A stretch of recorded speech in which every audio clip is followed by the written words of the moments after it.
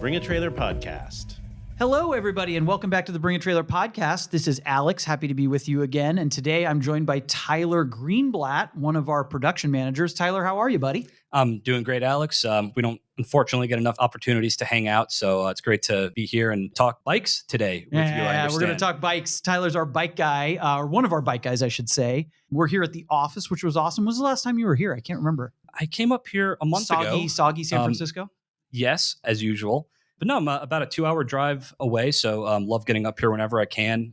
This particular commute allowed me to catch up on a couple podcasts. Fantastic job with Peter Egan, by the way. I've got a couple funny personal anecdotes, I suppose. Oh, do tell. Wait, Peter Egan face-to-face? So, no, it's the opposite of a face-to-face. Okay. And maybe that's what kind of makes it ironic, I suppose. I lived in Madison, Wisconsin, which is near where Peter hails from. And years ago, I was a magazine editor for a Harley-Davidson magazine. I was in the right part of the country for that kind of work. Hell yeah, brother. And every time I would go someplace, whether it was an automotive event, a motorcycle event, or to a friend's kid's birthday party, and I told someone what I did for a living, the first question they would ask me without fail was if I knew Peter Egan. And this is because you're in Wisconsin, because he's like the hometown hero? That's right. He is the hometown hero of the state of Wisconsin. That's amazing. So it was amazing hearing him tell some stories. I've ridden in the Wisconsin Hill Country, in that western Wisconsin. I believe they call it the Driftless area. You have some Frank Lloyd Wright homes in that area. Is that where Taliesin is? And it is in that part? Okay. Yep. So if you ride from Madison, Wisconsin to Taliesin and then to the Mississippi, you have had a amazing motorcycle ride. Wow. And that's because it's like it's geographically kind of up and down and curves, right? That part of the state. Yes, exactly. Hills. And if you go east from Madison to Milwaukee, there's nothing. You've been there. I did, but I didn't go to that part of the state. And everyone kept telling me on the wrong side of the state. Yeah, everyone kept telling me that. Like I missed out on the good stuff. Although, for a Californian, the Midwest is kind of novel no matter what when you're from California. But you've been in both, so you know that. Yeah, that's right. And we have two funny jokes, I suppose. It's less funny when you're actually there, about Wisconsin if you're a motorcycle rider.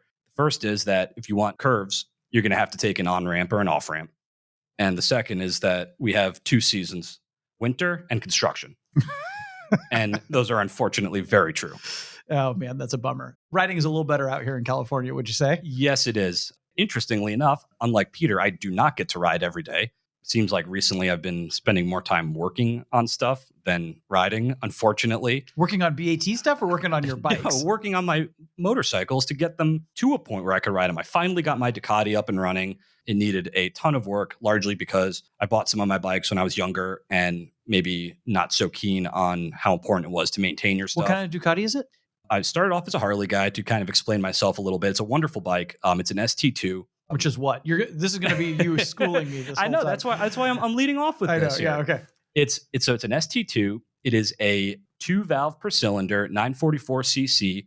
Actually, it's one of the a twin. It's a twin. Yep, and Desmodromic. Yes, Desmodromic, I should say. Desmodromic valves. That's right. And it is basically Ducati decided that they wanted to enter the touring market. In 1997, I believe that bike came out in Europe. I have the 98, which was the first year in the US. Beautiful silver paint, gold frame, gold wheels, a lovely Ducati combination that you don't see really anymore. And that bike, when Ducati decided that they wanted to go into the touring bike market to compete with BMW and Harley Davidson, they've kind of had their task cut out for them on that, right? Kidding. And all they did was take their existing superbike, basically modify the engine a little bit for torque, use like a little bit of a monster engine, a little bit of, at the time, it would have been I believe a 996 or 998 engine, and put bags on it. Wait, so you don't sit upright on it? Like it's a full-on sport bike with bags. Is it all faired? It's fully faired. You have some different handlebars. So you don't have clip-on handlebars. You've got these kind of riser 2-piece handlebars. And I just put heated grips on it. That was like the last thing I had to do. Now it's a touring bike. Yeah, now it's a full-on touring bike. So I feel like I got away from the Harley world. I have no more Harleys, even though I would love to get back into that. But it's just kind of the vibe of riding that I'm into right now is more along the lines of this bike. Yeah. And I'm living in a place where I still don't think I can push this bike to its limits. I still have a long way to go as a rider, I think. But at least on the ST2, I can get a little bit closer than, say, something like a 996, 998. Compared to your CBX, which is the one that I love, as you know. Maybe we could talk about that motorcycle. Oh, man. Dude, the CBX, I'm hoping to have it ready for kind of the prime ready season. That bike is on my lift right now, mostly in pieces. That's another bike. I bought that bike when I was 25, found it in Wisconsin. I bought that bike from a gentleman who was the John Deere dealer in Mount Horeb, Perfect. Wisconsin. That's perfect. Isn't that amazing? And it's the second gen. How do you break that down? It's the more fared in later CBX, right? How do you differentiate that from the early ones? It's the 82, so it's kind of known as the white whale, the Moby Dick, if you will, for a lot of people who never are able to get one. But they're like all motorcycles. It's like they're not super expensive at any point. So, like I said, I found mine on Craigslist. I think it was like $5,000 or something, and I just happened to be scrolling Craigslist. This was certainly before BAT auctions. Actually, no, probably right around 2014. So there would have been some BAT features, but surely stuff like this just wasn't popping up. Sure. BAT was not kind of the new place to go look for everything. Right. So I was on Craigslist scrolling around and I see this 82 CBX. I see the 6 cylinders, the legend of CBX. Had you always wanted one? Had you been thinking about them? Yeah, it was one of those things where I'm sure you've maybe had some cars over the years too, where it's like, of course, it's always in the back of your mind. Like, I would love to own a CBX someday. Sure. Until one shows up on Craigslist for $5,000, 20 minutes away from you. And of course, I just went to go buy it. And I'm a terrible negotiator. I've got some horror stories there from just being my stupid self. But the guy said, yeah, here, take it for a ride. Do you have your helmet? And I said, yep. I was driving a C4 Corvette at the time. So the guy kind of maybe figured I was into this kind of stuff. He was pretty comfortable letting me ride the bike. It was a rainy day. That's why I drove my car, of course. So this is when I'm testing a CBX for the first time. So I get on it and I just get out of his driveway and just rip it. And I swear, the smile on my face, I don't know if you could smile any more than just getting that bike into second, dropping it into third, and just winding it out to $8,000. Man, not good for your negotiations when you come back. No, sold. Yeah. So I drive back into his driveway and just again, like a dumb 25-year-old, like, I'll take it. Here's take my money, sir, please. Yeah. I don't want this money anymore. I didn't know you'd had that bike that long. I didn't know you had such a long history with it. You've brought it out to a couple of alumni gatherings. Mm-hmm. And it's what? It's gone through various states of running and not running, or what's the... So again, stupid... 6 carburetors, right? Probably not the easiest thing to keep running. No, 6 carburetors. More importantly, 3 ignition coils, 6 spark plugs. Right. I would say a solenoid and electrical system that was probably also used on Honda's like 500cc models. I mean, you're not talking a lot of additional tech. And there are 1100s? What's the displacement? 1047 cc's. Gotcha. Okay. And I actually bought that bike. Again, dumb kid. I was like, I live in Wisconsin now. I need something with a fairing because I was only riding Harleys, just Dynas at the time. I had a Dyna and a Sportster. And I was like, I'm living in Wisconsin. I need something that has a fairing so I can ride in the wintertime. So I rode this bike. I had my heated gear plugged in. That's how I found out that the electrical system is really not up to today's standards. I would ride to my office. I would ride it around a little. I would commute on it because at the office that I was working at, it was in downtown Madison. It was just my own personal office because I was working remotely at the time, but living in a little house. And I really didn't want to work out of my house. I'm like, I want to get away from my house to work. So I had my little office space and I could sneak a motorcycle onto the sidewalk there. But of course, downtown city, I'm not paying to park a car there. Yeah, sure. So I could park my bike on the sidewalk outside of the door and nobody would bother it. So I needed something for the wintertime. So that's when I got the CBX. It had these little, fairings. If anyone is looking at one, they have these little fairings on each side of the engine that kind of keep the wind away from your legs. As long as you keep the speed up, right? You got to keep the speed up. Yeah, basically. Yeah, it's not, the fairing system is not really well designed. Kind of like everything Honda. It's like they really nail it on some aspects. But there's always like one thing on every Honda that's just like not quite there. I imagine the motor and the gearbox are great though, right? That's like the Honda tradition. Yeah, it's pretty incredible. Yeah. I still have the stock exhaust system on it, and we list a lot of That's CBXs. The best part, those 6 pipes coming out the front. That's how they hooked me the first time. The first one I ever saw was at Jay Leno's place, and I was like, what is that? I mean, and the motor sticks out so far on each side. I mean, a CB750 is also a great looking bike, and it's just that times 50% more. Yeah, right? Exactly. And I was going to say, you're talking about the exhaust system. When we list them, the 6 pipes coming out the front is one thing. Yep. But when you have the systems where you have 6 pipes coming out the back, a true 6 into 6 like a system, Benelli, right? Yes, or can you get it for the Honda too? So aftermarket companies will make them for Honda. Right. But yes, like the Benelli stock exhaust, the Benelli stock exhaust system is like that. And when you get those 6 into 6 pipes, it just screams. I was not watching Formula One or IndyCar in the 80s, but supposedly that is about as close as you can get. So I've been told. I definitely have gone down some YouTube rabbit holes with the Benelli 750 like exhaust sound videos. You said that they were relatively affordable, but the early bikes have gotten pretty pricey, haven't they? The early CBXs. Yeah, they have been. The 81 and 82 models, that is when they came out with the fully fared touring examples. You're talking monoshocks, air adjustable suspension, some big old brakes to slow down rider, bike, That big passenger double disc gear. up front, right? The double disc. Yeah. And I want to say Honda used this on one other bike, maybe an 81 Goldwing or some JDM bikes, but it's one of the only bikes to ever have a ventilated rotor. Oh, wow. So obviously on cars, yeah, you have a big old ventilated rotor. The CBX is one of the only ones to have that. So, wow. Does it add weight when you're steering it? There's so much weight on that bike that really I'm sure it does, Yeah. but that's not what you're not riding that bike thinking, going into a corner at, 80, 90 miles an hour thinking, man, these massive ventilated rotors are really slowing me down on this one.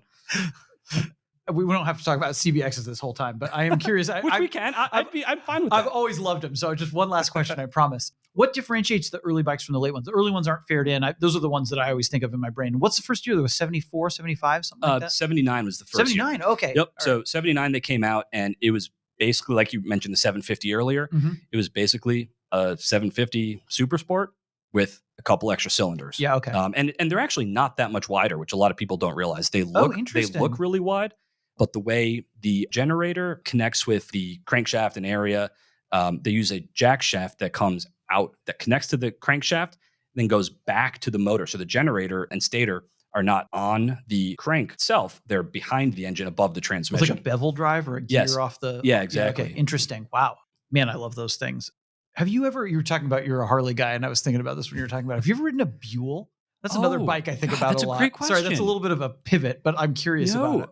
Well, they now look you got so me great, thinking. but I don't know if they're any good to ride. They're so short coupled and they look great, and they've got that great Harley sound. Yes, they're amazing bikes, and we list a number of Buells, including some of Eric Buell's newest kind of super sport examples. The engineering. Wait, can you buy a brand new Buell? Are they still making them? Yes. Oh, interesting. They're definitely called EBRs, Eric Buell Racing, but I don't know if I don't believe they're called Buell specifically. Okay. When I got into the Harley world in 2010 is kind of when I started as a magazine editor at American Iron Magazine. I think Buell had just folded. Oh, interesting. In about 2009. Wait, give me the primer on Buell's, like Harley's ownership of it and how it all works. Eric Buell was a racer, right? Originally? Eric Buell is just one of these like jack of all trades in the motorcycle industry. He has just done anything and everything. And he's just one of these people who, I know you're a history buff, and there's a lot of people in our American society who just are unstoppable in what they're going for. A lot of great people in the automotive and motorcycle world. Yeah, like that, exactly. Right? Like a force of nature, a Carroll Shelby type or something like that. Yes, exactly. Yeah. And Eric Buell is 100% that person. And he almost out-designed the marketplace. So he just made bikes that were so good that nobody really knew what to do with them, so to speak. And it was always Harley motors in them? Yeah, so the newest ones, I want to say they're Rotax motors. Okay. But no, otherwise, when Buell was owned by Harley, they used a version of the Sportster motor. So unit power plant, I think a 1250cc V-twin. Eric Buell, I think a lot of people really respect him now, certainly always, but now with the resurgence of kind of the interest in Harley's FXR models, which were made from 1982 to 1994, and then they came back for a couple years in 2000, 2001. Sorry, you have to tell me, what's an FXR? I don't even know. I'm such a dummy, Tyler. So FXR, no, it's so unfortunate. So like I said, I owned a Dyna previously, which is kind of like the Harley cruiser / potentially performance capable bike. The FXR was Harley's answer to the Japanese motorcycles that had come in at that time and were taking over everything. Yeah. So they were Harley's answer, and a very strong... Reliability-wise, mainly? Is that what they're thinking about? They're thinking about performance, reliability. Like rideability too, right? Just a comfortable thing to use. Yes, exactly. Yeah. And just a bike that you could really just go out and treat like a motorcycle. By the early 80s, I suppose I would say, Harleys were becoming big. They were becoming sort of your father. In the early 80s, they were your father's motorcycle. Certainly now they're your grandfather and great-grandfather's motorcycle to some degree, even though they're coming back. They're doing some really cool things now. But yes, at the time that the FXR came out, people hated it. It had a triangular frame where the battery box was, which was a common Japanese bike theme, which strength, rigidity, ease of use, easy to mount a motor in it. And Harley guys hated it. They said that looks too Japanese. Oh, I'm not riding that. Yeah, okay. And the FXR, it was used by police departments. it was really a wonderful bike. Of course, an Evo motor, you're talking an 80-inch, 82-inch air-cooled engine. I mean, you're maybe looking at like 45 horsepower. So there was always a little bit of it was always lacking a little bit, but you could work with that. And to me, that was kind of Eric Buell's, that was the cool thing. I think it's super cool that he built something from Harley, because he was an engineer working for Harley Davidson at that time. And he's like, let's build a sport bike around this, and right? He just built in what a lot of people now come to believe is the ultimate version of the Harley Davidson. Yeah. And I certainly agree with them. It was a bike using American muscle, an American V-twin air-cooled engine, and putting it in a frame and chassis that could handle a little bit of thrown around. And you said that those 80s Harley is kind of back in fashion now. People are interested in those again, that model. Yeah, that started, which is... Are we listing them on the site? So we have listed FXRs. We've listed some really neat ones too. We listed one not too long ago that was, actually, I shouldn't say that. It was probably 3 years ago at this point. A beautiful twin cam powered FXR, fully fared, lovely bike, did really well on the site. But no, we haven't listed a ton of them. I almost think people maybe, we do have a staffer who I know rides one. Oh, interesting. Yeah, he's got I want to say it's an 88 anniversary edition. He's got the Olin shocks on it. It's a wonderful bike. And when I learned that he owned that, I was like, yeah, you and I are going to be okay. I was like, you got good taste. Still a little bit of a sleeper, huh? Then it is. That's actually a good segue. As all of our listeners can tell, there's a reason we call you the moto expert, Tyler. I'm definitely going to pick your brain on more models here in a minute. You're scaring me. But no. I want to talk a little bit about your role here. So you started as an auction specialist 5 years ago or so now. Yes. Before we started recording, you were joking about my kind of whimsical way of hiring you, which is the old school. We're fully professional now, Tyler, at Bring a Trailer. It was great. It was like, yes, I will. Or I think I'd maybe chase you back, or I think you hired me, but maybe didn't tell me at the time. And so I had to follow up and be like, am I hired? And it was a yes. And I've never looked back. Like I told you, I went out for champagne that night when you emailed me back saying like, oh yeah, can you start tomorrow? Like, honey, we're going out for champagne tonight. We probably had all the work you could handle back then. Those were the Wild West days. It's all different now. No, it's been established on this podcast that we used to do things a little more whimsically here at BaT. But started as an auction specialist writing listings. And I can't remember if we had you doing bikes right at the beginning, but very quickly it became apparent that was your kind of forte. It was within, I would say, a couple months. All of a sudden, I had to learn the system. I mean, we knew your background, we knew, obviously, but maybe we weren't listing that many bikes back then. You've been a real advocate for getting more bikes on the site. No, we were not listing a lot of bikes. I know even when we started to really list a lot of bikes, I was, I believe, the only person doing them for like 6 months to a year or so. And we're maybe listing 10 to 12 a week. And it was really kind of special high-end stuff at that point, right? It was like we do a lot more kind of broad selection. We used to do mini bikes a lot, right? What was the early stuff? We still do. No, and it was a little bit of all the stuff you see today. Just, of course, when you're talking volume that's in the 10 a week, 40 a month, we're talking that, which is crazy. I mean, we were doing less than a quarter of the weekly volume that we're doing now too. Yeah. I think we were doing maybe 150 listings a week, and now we're doing that every day. So yeah, exactly. Yeah. So the stuff that were coming through, it's hard to say whether or not it was a lot different. Certainly we had some wonderful Vincents over the years, some nice Indians, but no, that stuff has really come in just like the last 2 years. And a lot of that is just due to the fact that we've actually looked into motorcycle enthusiasts and in terms of buying and selling, what they're really looking for in bikes, and how can we actually represent them and be a part of this community and not just think of them as a sideshow? Yes. So I was basically... And your team takes that stuff very seriously, right? Yes. Like you've got all... kind of maybe talk a little bit about how you've evolved this team that works for you and that you oversee now, that's almost like a little skunk works within BaT, just doing the motorcycle listings. Dude, I love that. I had never thought of us being as like a skunk works. You totally are. You totally are. We all know it's 100%. In good hands. You're overseeing it, and we know that it's in good hands. Dude, that is a great way. I can't wait to go back and tell the team that that's the way you think of us, because that is awesome. Well, it's a reliable, amazing group of people. And so, I mean, I'd love for you to talk a little bit about how that evolved and kind of where we're at now. I mean, I know you have the numbers just on the tip of your tongue, but like the amount of bike volume we're doing now is pretty mind-blowing.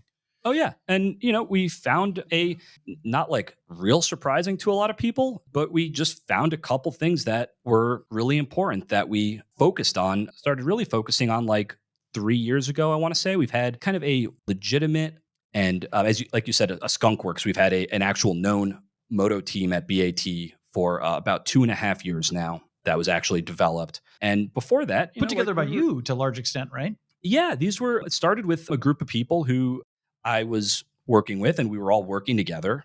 And all of a sudden, you started to see these people pop up who just really understood what it was we were going for. And to be honest with you, I mean, and we're I fellow like riders too, or most of them. Right? Yeah, everyone is. Yeah. Yep, everyone on the BaT Moto team rides. They ride all sorts of different bikes. We have guys who are into. We have one guy who collects small displacement Hondas, like CT70s. I think he might have a CB 125. I don't know if he goes that big yet though. So he just loves That's these too small, much displacement. Yeah, but he loves these bikes, and he stuffs them in his station wagon to go places. It's so cool. Which is also a type of buyer, right? Like one of the reasons that I want you to talk about this is because it reflects the people in our community, right? Like people are passionate about those bikes. We list a ton of those small displacement Hondas. I know. I mean, the shocking one to me is these Z50 RD Christmas specials that we list. And I was actually not aware of these. Like I kind of knew, like I'm sure I have seen them before, but all of a sudden we list one and it sells for $25,000. And I'm like, what? What is going on? What is this thing? And then we list another one. $18,000, another one, $25,000. And all of a sudden, I know we had one gentleman selling who, he insisted that it had to go live before Christmas. And we actually had another one live, and we didn't really we're backed up with the Christmas specials? Yeah, we were backed up on Christmas specials. And we were still, again, the volume wasn't there where we were really like comfortable, or we weren't sure what we were looking at. It was still in the early phases of this. And this gentleman did not want to go live after Christmas. So we said, fine.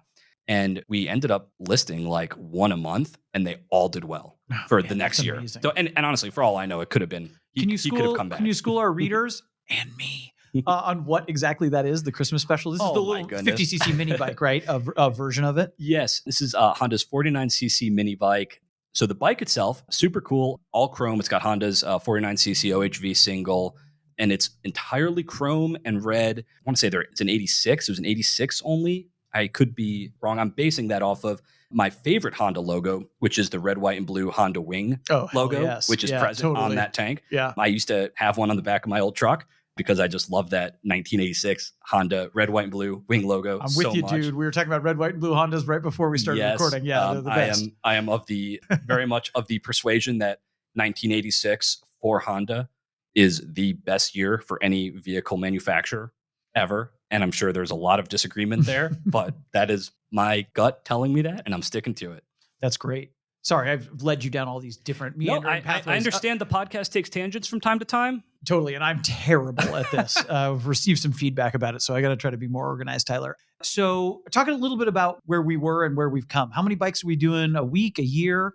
I know we want to shoot for the moon and list all of them, but the numbers are impressive. How many folks do you have on your team now? And how many bikes are you pushing out onto the site every week? And you do not just bikes, but snow runners and snowmobiles and all that kind of stuff too, right? Kind of power sports, the Honda Pilots that everyone loves. Yes. Speaking of great 80s Honda stuff. God, yes. I've never driven one. But yeah, so that was kind of where we started listing all these motorcycles. And all of a sudden there was a group of people, including myself, who was really into these bikes. And I would imagine listing motorcycles, or what our team was experiencing maybe 3 years ago or so, is kind of what I imagined the early days of BaT to be like, where we're fighting for every single sale. Yeah. We're fighting for every single seller to have the best possible experience, something I think we still very much do, but there was a little bit of an extra fire, I think, for the motorcycle folks at BaT to really, because we know people have a great experience with one bike.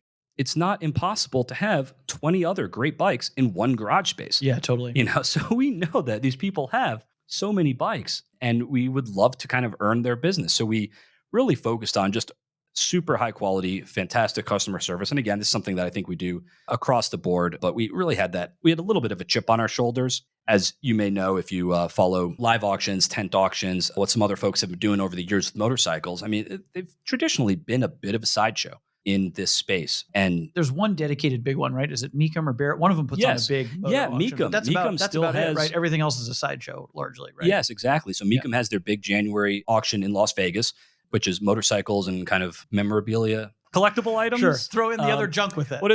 All the other junk that goes with it. Anything that's not a car. That's right. So they were basically it, but nobody really ever has successfully, in my opinion, combined the two together. Yeah. So putting fantastic motorcycles alongside fantastic cars and putting them out in front of everybody and treating them each with the same level of respect. Absolutely. And it's hard to do live. I mean, the costs involved and, the commissions involved. you're just not getting the commissions on a bike sale. But that's always been part of our DNA for cheap cars, as you know, too. Or sorry, I don't mean cheap in a derogatory way, but like, we'll treat a $5,000 project the same way we treat a $500,000 Ferrari. That's like a big kind of democratic value that we've always had at BAT. So the bikes fit perfectly into that. Yeah, we have folks on the team who, and I'll get involved in, and maybe even have to kind of settle them down sometimes about debating on whether or not this, like, it's not even a Honda, let's say, like some $1,500 moped, let's say, and whether it's an 86 or an 87, because the serial number could fall between each one. And I'm like, guys, let's just get this one going. But man, so awesome to have people like that on the team who care that much. I know. And like, how do I can't tell them not to. I know you get this kind of feedback from our sellers, but how can that not feel validating to somebody who cares? As these staffers care as much about these bikes and the minutia as the people who own them, right? Like there's a shared nuttiness, right, with all these people. Oh, and that's again, and you're part of the problem, Tyler. I know. I probably said something to someone on my team along the way, and now they just always have to dive into everything. Yeah. And yeah, like I said, there's for sure a bit of nuttiness, as I'm often told in staff events. I'm the guy that likes helicopters instead of planes, though we don't have to go down that rabbit hole just yet. But that's kind of part of being into motorcycles. Are you serious about that? You like helicopters rather? Or is that a joke? Oh my God, yes. No. Oh my God. No, I'm all about the rotary wing. Okay, did you see on YouTube the big helicopter expo that was just in Southern California, and they fly them and put them all in the? We need to go to that sometime. We're not talking helicopters. No, too far of a tangent. No, we're staying on target. I shouldn't have said anything. I'm sorry.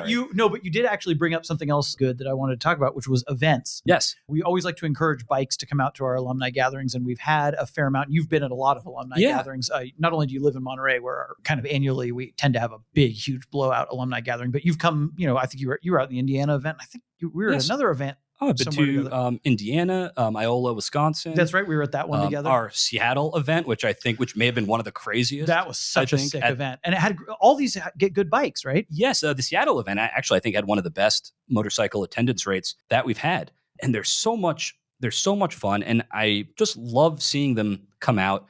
And you always get great parking with a motorcycle. Totally, right up front. I mean, like I said, with my old office, I used to park on the sidewalk in front of the door. Uh-huh. Like if you bring a motorcycle to one of our alumni events, like we could probably find a great spot for you. Hell yes. Yeah, for sure. But yes, for the first time last May, we partnered with the Quail, who a lot of automotive enthusiasts know for their annual Car Week.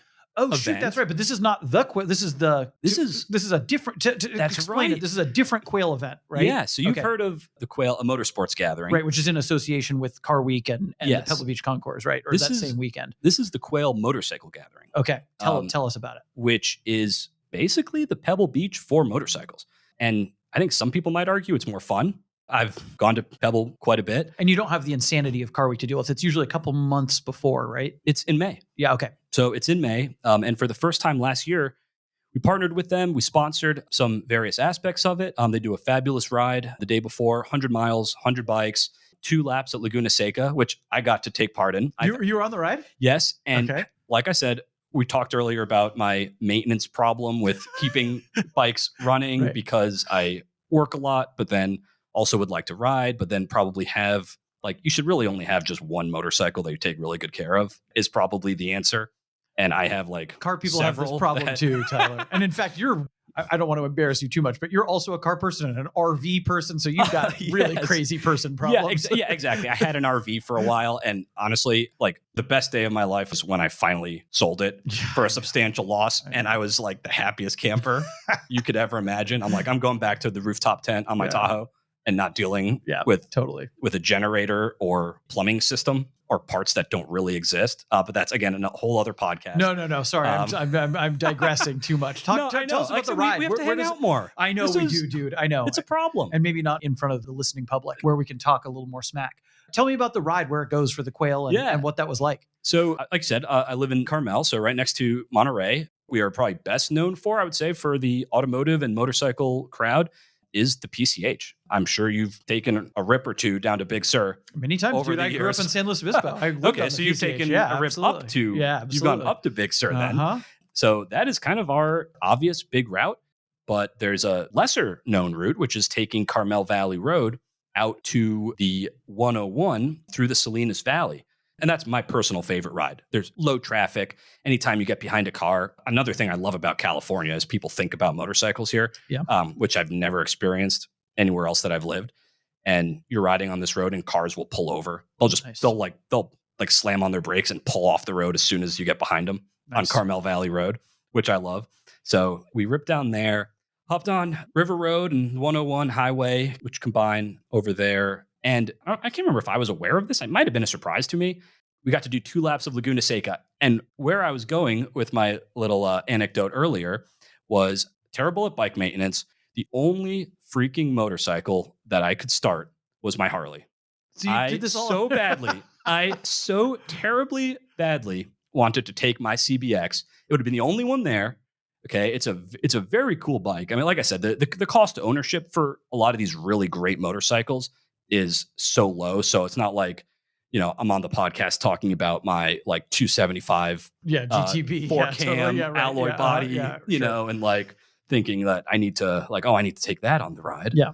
It's like no, I wanted to take my CBX because I'm really proud of it. I love the bike. It would have been so much fun to have. And I had just ridden it like the week before. And of course, anything old, it's like it never works when you really need it to. Yep. So after swearing at it in my garage, I don't think I threw anything that time, but after being really upset, you were thinking about it. I was thinking about throwing the bike. If I could lift 560 pounds, I would have thrown the bike. So I go over to my Harley. Of course, that didn't start either, but at least it's a 2015, put a couple alligator clamps on it, jump started it, and fired right up. So I've ridden my Harley on Laguna Seca. That's amazing. And I did it at speed. That was fun. There's an old saying where like sometimes it's more fun to take a slow bike fast than it is to take a fast bike slow. Sure. This was one of those instances where I was taking a slow bike really, really fast. And it was a lot of fun. What a treat, man. It was a lot of fun. Really bummed I missed that. I heard it was a great experience. I want to hear because we did an alumni event there as well. And I want to hear what that was like. But what was the mix of bikes like on the ride? These are bikes that are going to be shown at the show later, or this is just for spectators, or how does that work? Some were going to be shown at the event the following day.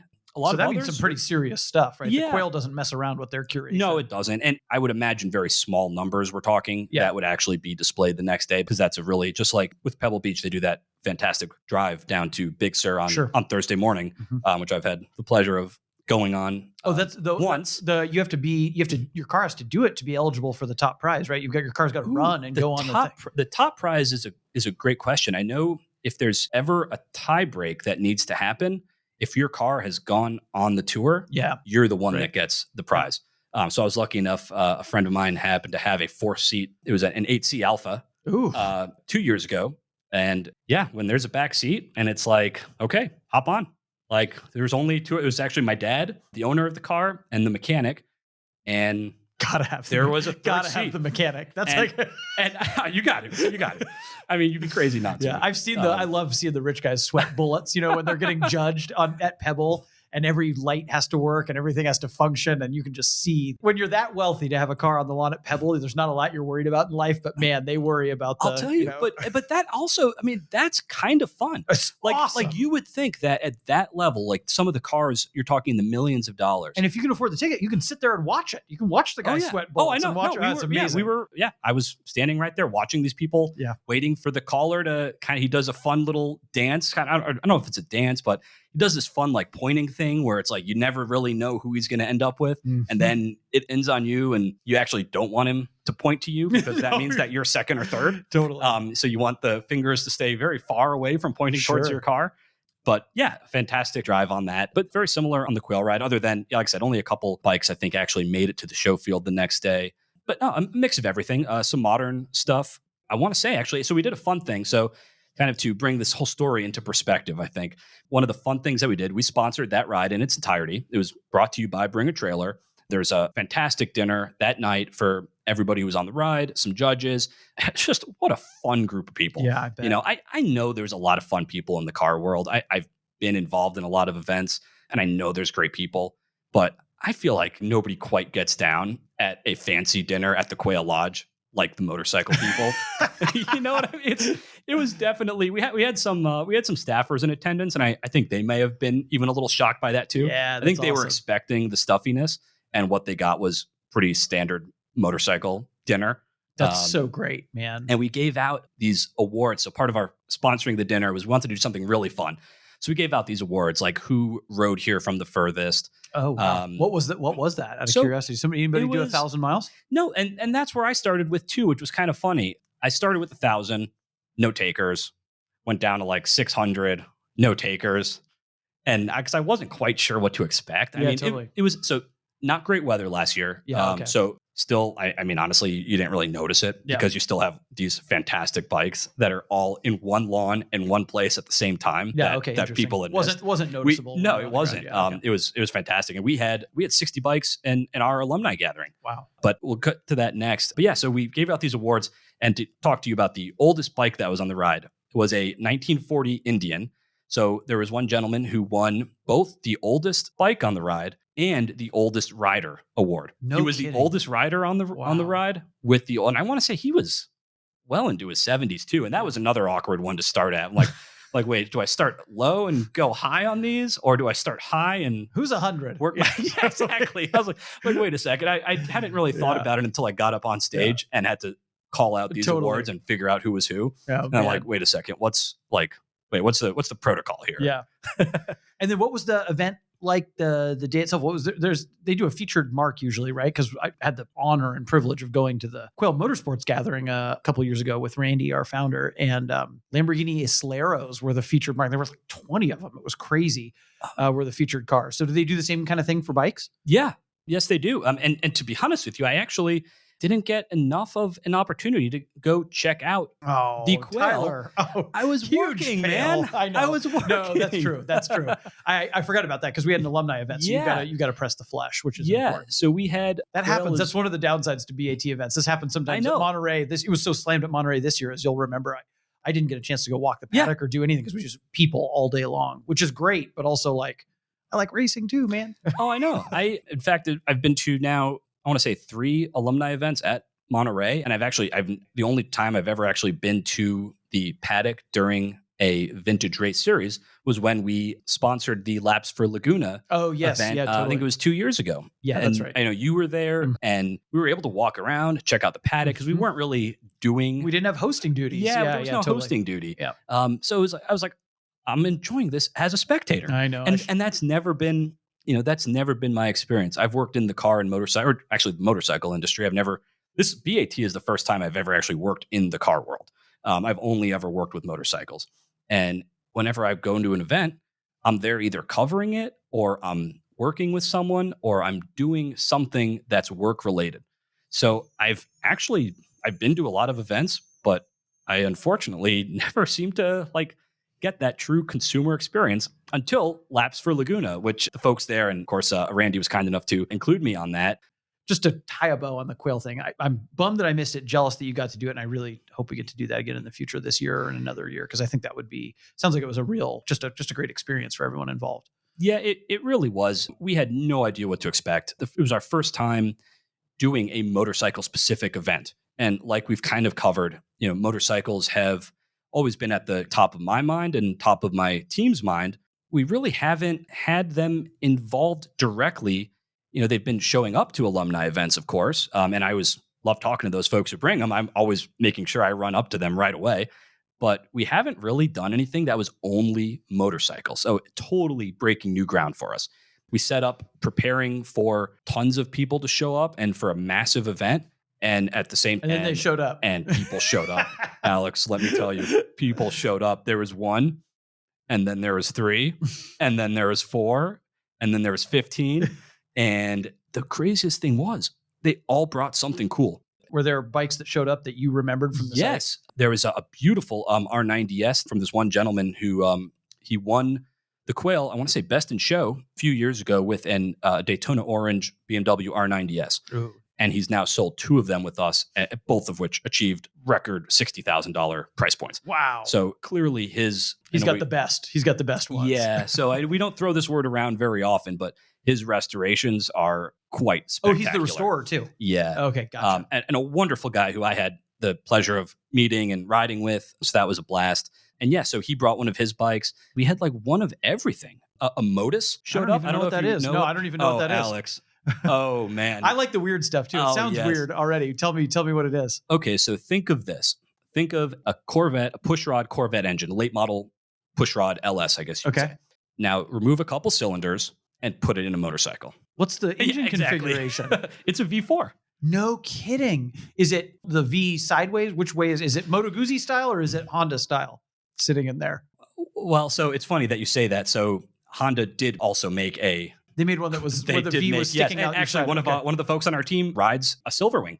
He's actually he was there at this event, and the entire time all he could talk about was how upset he was that he didn't have his Silverwing with him. Oh, I bet. Yeah, and I felt so bad for him. I'm like, you know, just send it out to my house. We'll put it in my garage and then come and ride it. Yeah. You know, it's a tough place to not have a motorcycle. What say the name of the manufacturer? Motus? Motus. M-O-T-U-S. Is it low run or what's the deal with it? It's low run. They're gone. Okay. They basically did, and there's probably some crossover with cars too. Yes, American. Okay. There's some crossover with cars, I'm sure, where they came out, just built what may very well be one of the best all-around motorcycles ever made. No kidding. What's the era of this, Tyler? This would have been late teens, recent teens. Yeah. Of course, when we talk motorcycles, and you say teens, you have to be careful because we've had some 100-year-old bikes too. Oh, easily. Yeah. I mean, I don't know if you're familiar with the event, the Motorcycle Cannonball, but the first one, I had the pleasure of being a crew member on the first Motorcycle Cannonball, which is cross country. So from Kitty Hawk, North Carolina to the end of the Santa Monica Pier. Wow. On 1915 and older motorcycles. No kidding. And there were 3 classes. You had a singles class, you had a twin no transmission class, so twin single speed, and then twin 3-speed. Wow. What's the time frame to get across the country? It took us 3 weeks. Man. We did and again, I was driving the truck and just adjusting valves at the end of the day, putting stuff together. Exposed valves on a lot of those probably, right? It's an IOE, so intake over, inlet over, maybe is how they used to call it, inlet over exhaust design. And yeah, some of them are very much, at least the intake. So the intake is exposed. Now that I'm picturing the engine, this is how I do things. You got to whenever I need to. In fact, we had a question. I'm sorry with the tangents, but we had a question recently to talk about some of the work that I do. We had a question on a live auction recently about a certain part inside of a 1960s Bonneville, probably a T120R engine. And the way I always do things is I have to go into that engine in my mind to figure out where these parts are. And we had the added problem of, I believe the seller was using the British terminology for whatever this part was. Yep. So he was, I think, calling it, I can't remember what it was, but it was like a collar that we would call a shim, perhaps. Mm-hmm. And so I was on the internet trying to learn. I've never been in a Bonneville engine before. So I had to learn all about this and then provide an answer to our live auction support team and be like, yes, he's correct. Feel free to use his terminology. He's not wrong. You can run with that. This is the kind of expertise you get at Bring a Trailer when you bring your motorcycle. Exactly. I need amazing. So when you have something that I've never actually worked on before, I need to basically learn all about it. Totally. And I'm the same way. I've got to see it visually to understand it, especially when you're talking about the internal functioning of an engine or even suspension or whatever, right? Kind of closing up on our event at the Quail. Huge success. We ended up with 60 bikes. And like I said, they were just all different. We had a couple previous Quail winners. Any aerial square fours? Speaking of weird bikes, I know we've sold a couple of those. I love the square four. There's been a handful of bikes that come to our site. And I know you refer to me as the moto expert. And there's bikes that I've just never even heard of before. And that is one of them. Square four is cool. I was not aware of until a few years ago. And we got our first one in. 2 parallel twins next to each other, right? Does it have, I can't remember if it has 2 cranks or not. Yes, it has 2 cranks. And then they're geared together somehow. One cylinder. Yeah, okay. One big extra with 4 pistons inside it, right? Yeah, right. Yeah, and then the head, it's I'm trying to think of the head configure. I don't know, is that overhead valve? Do you know offhand? I think they're overhead valve. Somebody's probably screaming at their radio right now. I can't remember, but it is literally 4 cylinders in a square, right? It's like 2 parallel twins next to each other. It's the craziest thing, and I don't know how. I think they work just fine. They do. Yeah, they do. Something else, as long as we're on the topic of weird engines, but how do you feel about rotaries in motorcycles? We listed one recently, didn't we? So the big one that we listed recently was, and again, another bike. Did anyone do that from the factory, or do you have to swap to do that? No, that was done. The best known one was Suzuki, the RE5. Is that a single rotor?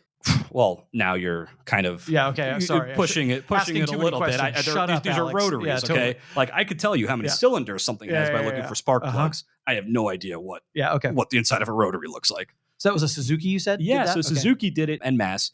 But the one we listed recently, presumably licensing the patent from Mazda, right? I imagine at that time. That is a great question. So we refer to it as a Wankel rotary, if that helps. Yes.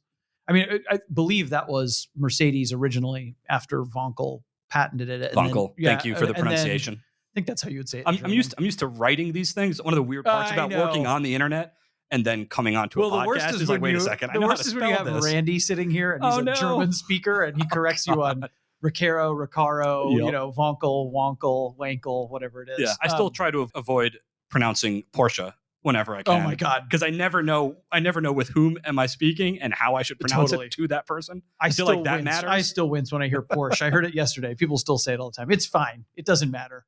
I've learned that I need to say Porsche.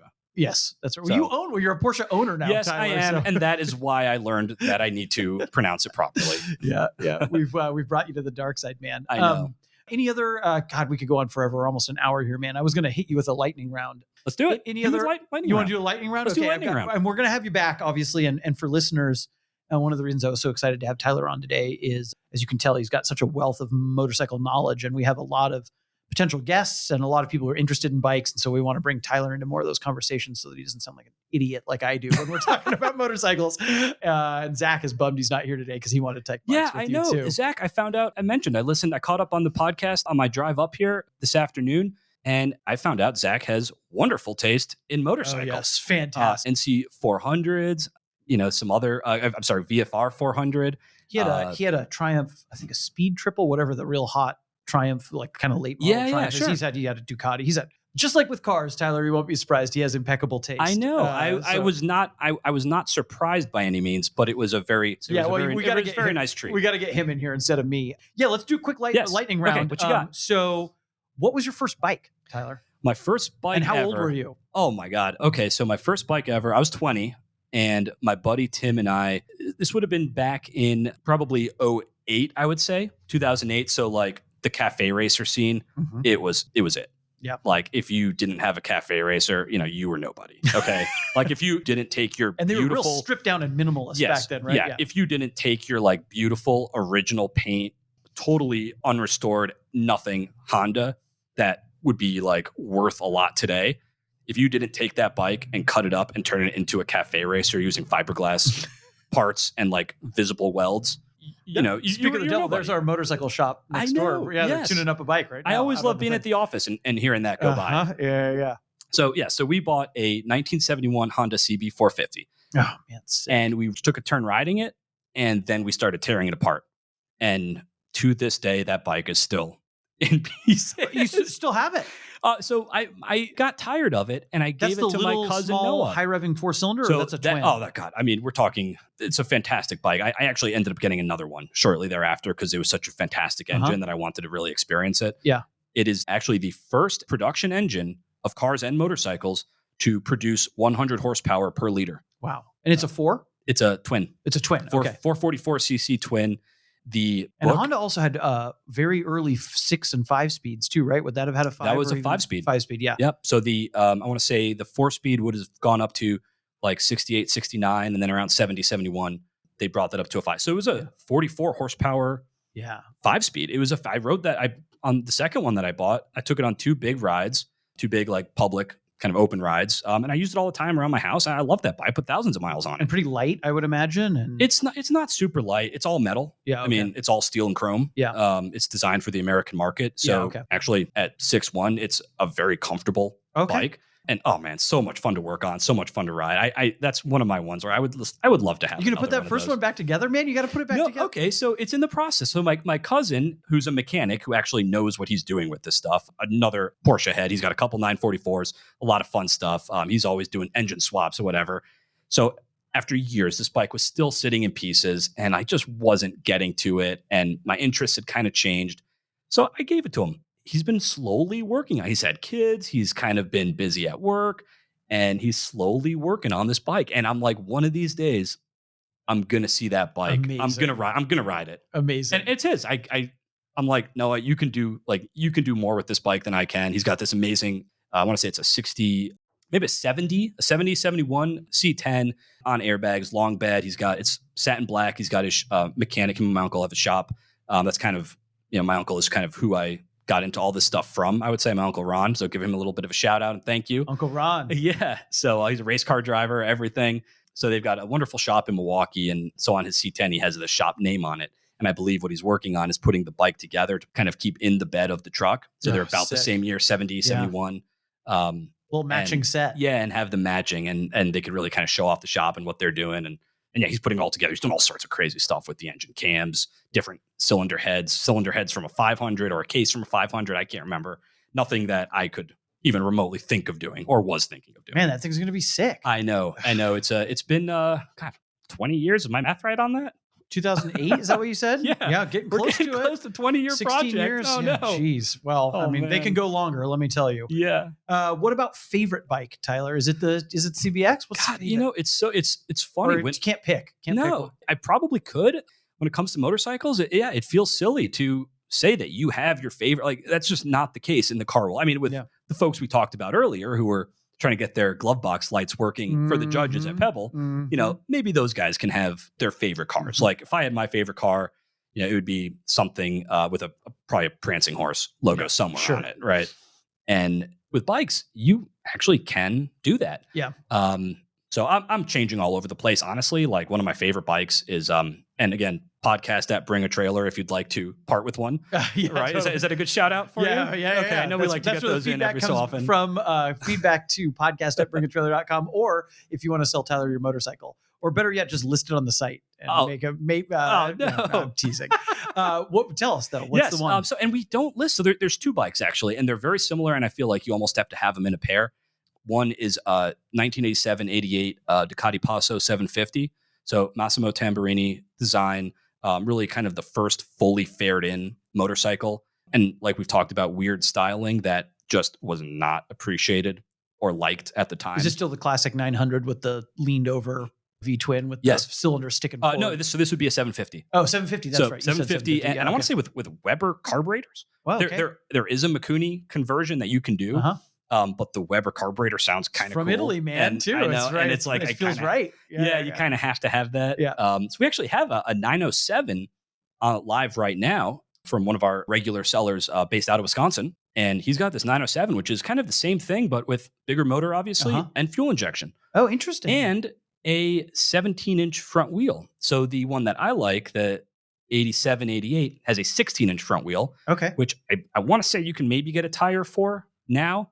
But they also realized very quickly that the bikes could not handle well on the track with a 16-inch front wheel. Okay. And so, of course, the number 2 bike on my list is the 86 Honda VFR 750F. The RC30 would be great. I would love it.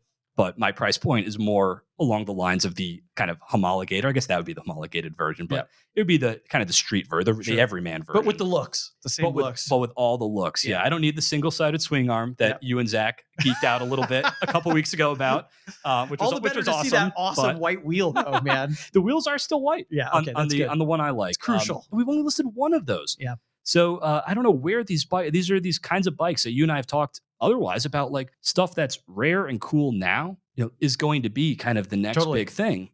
And these bikes, all of a sudden there was a period where you could find them and they're still not expensive. I mean, we're talking, $7,000-$8,000 for a fantastic example. Yeah. If you could find one, so again, podcast I love it. We're on the same thing. We're all right. One more, because we can do this forever. Sorry, we're going to have you back too. Favorite bike you either worked on as it came through Bring a Trailer or that we listed even if you didn't work on it? Do you have one there? Or at least a highlight recently or something you could point to? We always like to point people back to the actual website we work for. Yes. So. There's a couple. We've had some Steve McQueen bikes. We've had some great Vincents, like you said. I love Vincents. We had that, I think it was the first Sandcast 750 Honda we had. That thing went crazy. Remember that? I'm sure there was the Sandcast that was owned by Steve McQueen. That's right. We had that wasn't the first one we had. No, it wasn't the first McQueen's. one. Yeah. That's right. And the one that was owned by Steve McQueen went wild. $155,000. Is that our record sale for a bike? No, it's not. And where I was going to go with my answering your question was to our record sale, which was a 1930 Indian 4. Oh, an Indian 4 that sold just a month ago, January 20th. for $205K. Oh man. And up until now, I've basically been like all giddy at the 100K mark. Yeah. Thinking like, oh man, how many $100,000 bikes are we going to list this year? So excited for this next year. The motorcycle season kind of starts in like the Harley world where I used to work. We used to consider the season Daytona to Sturgis. Oh, perfect. And which was awesome. Yeah, so you went to Daytona to start the season and you finished it up in Sturgis. And then it was like back to the garage and like, trying to get some office work done for the next 6 months. And this Indian just came out of nowhere. It was at no reserve, mind you. Okay. Awesome. This gentleman brought this bike in at no reserve. It is another term that I'm sure folks are tired of hearing. Total kind of barn find condition. So it didn't have the dirt on it. It was cleaned up nicely, but it was just very much as it was certainly 50 years ago, and possibly. And find another one like that, right? Like when that comes up, you gotta, if you want that, you gotta. And the seller did something really fantastic with this bike. He got it totally right. This bike's a total runner. It's got new tires on it, all new ignition system. This bike is gone through and can be ridden as is. And it's a 4-cylinder. I mean, it could be ridden. I mean, pretty you could use it kind of like a regular bike. Yeah. It's not unusable. Like I said, I've seen people use teens motorcycles regularly. It's not impossible. So that one was. But an Indian 4's got a little bit of power, right? I mean, that's the whole point. Yeah, it does. Yeah. Yeah. Have you ever ridden one? No. I've only ridden a hand clutch motorcycle once. This is a impromptu lightning round question. What are the bikes that you wish you could ride? Like, what's on the bucket list for just getting a ride? Yeah. So, actually, you didn't do this on purpose. We didn't talk about this, but the other bike that we've listed is actually very close to being it. We listed a 1954 Vincent Black Shadow. It was from a wonderful seller who owns a shop, and I don't have the name of the shop offhand. I don't think she mentioned it in the listing. Listed this Black Shadow on behalf of a client who had owned this bike for 54 years. And the coolest thing was he put a Quail 5-speed in it. Oh, I remember that one. Yes, that's right. And it was like, first off, a Black Shadow, a Rapide, any kind of Vincent, they're rideable machines. Sure. You can actually use them. They need to be maintained and serviced. And since there's no frame, my dad used to have one. I think one of the deals is you got to make sure they're kind of all screwed together right, since the motor is the stressed member. Yes, exactly. Yeah. You need to kind of know what you're doing. The bike needs to be ready, but if it's ready, you can, talk about another bike that you can get on a rip. This technology is 30 years ahead of BMW, Ducati, where everything else was in the 50s. Yeah. And then this one, 54 years owned, well maintained by the owner, and then of course superbly prepped for sale by the shop that sold it. And with that 5-speed, I'm cool, like, dude, that might be. I know. And these are foot shift bikes, mind you. I mean, you're not slamming gears on a non-synchro hand shift. Yep. I mean, it's like you can really move this thing with the 5-speed. I'm kind of like, I know. My dad, he was always talking about all the, there's center stands and there's all these things you're supposed to do to Vincents. Vincents have 3 different stands on them. I don't know if you knew that. Yeah, and my 3 dad, different stands. and there's like it's like any kind of community that coalesces around an old car or around an old bike. There's like certain fixes you're supposed to do to them, right? Like sure. Right, there's like 3 or 4 things you do to all of them, and one of them has to do with a stand. You'll have to tell me which. I think it's a center stand is what you're supposed to get. I've never owned one, so I couldn't tell you. But if I see one come across, I'll be sure to let you know. My dad would be upset that I can't remember it as exactly what all that was. Well, Tyler, this was an absolute joy. We'll obviously have you back. I mean, we could do this forever. Is anything you wanna end with, man? Honestly, the fact that we're talking about bikes, the fact that you're including a lot of bike mentions in the podcast, which by the way has been fantastic. I don't know if I've said that yet. I know I work here, but I also really enjoy listening to your podcast. That's too kind. And that would be kind of, I feel like we're at a really good place where, how many bike listings now? Do you have that number off the top of your head? How many have we done? We just crossed like 6,200. Amazing. That's amazing. And we've done. How many did we do just last year? Yeah. Thousands, the funny thing is, if you look back just on a rolling 1 year, we're at like 2,200. That we did in 2023? No, that we did just going back to like last March. Oh my gosh. Oh, okay. So if you just go rolling, I mean, it's the numbers. I mean, they're hundreds every month. Yeah, for sure. And fantastic bikes. I mean, so really, like full gamut. That's one of the things I like about it. It's everything from these mini bikes that we were talking about all the way up to these, 100K plus Vincents and Indian 4s and things like that. Yeah, exactly. So I think my parting shot would just be thanks to the team of folks who worked to put us on the map when it comes to motorcycles. and who are kind of, busting hump every day to make sure that these folks have great experiences. I mean, the biggest thing is that we know what we're talking about, right? Yep. And you really can't successfully, I don't think, list motorcycles if you really don't know what you're looking at. Totally. So the people that are on the moto team that are actually working in curation, that are working in the customer service department, that are working on live auctions and helping sellers out during a live auction process, and every step along the way, they all know what they're talking about. Totally. And it's hard to see that through the internet. So it's a little hard to kind of get that across, but the results have just been fantastic. So I'm so proud of everybody on the team, what they've accomplished, and the fire that they approach this with. I mean, I love that these guys still have this chip on their shoulder. I love it too, man. I mean, shout out to them. And we have some women on the team too. I should say guys. Yes, that's we right. have some new additions who are doing a fantastic job. Yep. Everyone's just doing a really wonderful job, and I love seeing that, and I'm proud to be a part of it. I mean, we're so lucky to have all those folks, and we're so lucky to have you, man. Thanks for all you do. It's great to see you, and I can't wait to do this again. Thanks, Tyler. Let's do it again. See ya. Absolutely. All right. Cheers, buddy. Thank you, everybody.